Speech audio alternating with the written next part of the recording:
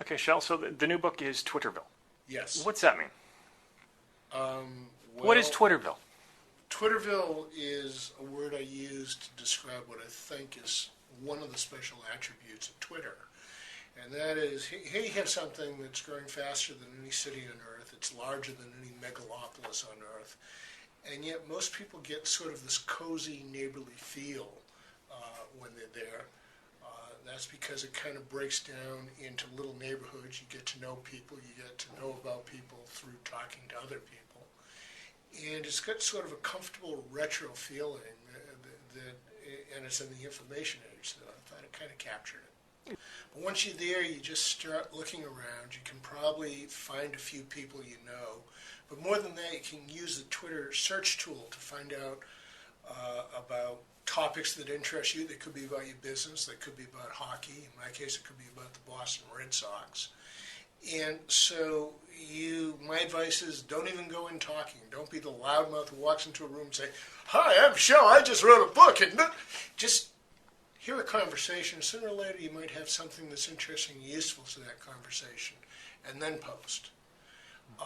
So it is harder to understand than Facebook. It's harder to understand than a podcast. It's harder to understand than just about any social media tool I can think of.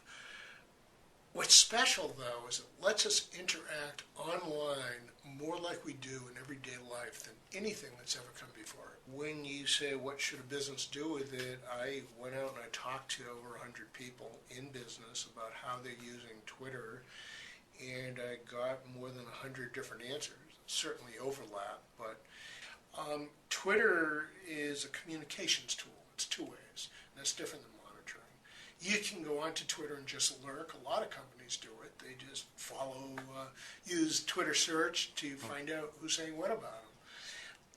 But there are many, many astounding stories of how much more polite people get when they find out the company is listening. And not only that, the company stops becoming a logo and starts becoming a person.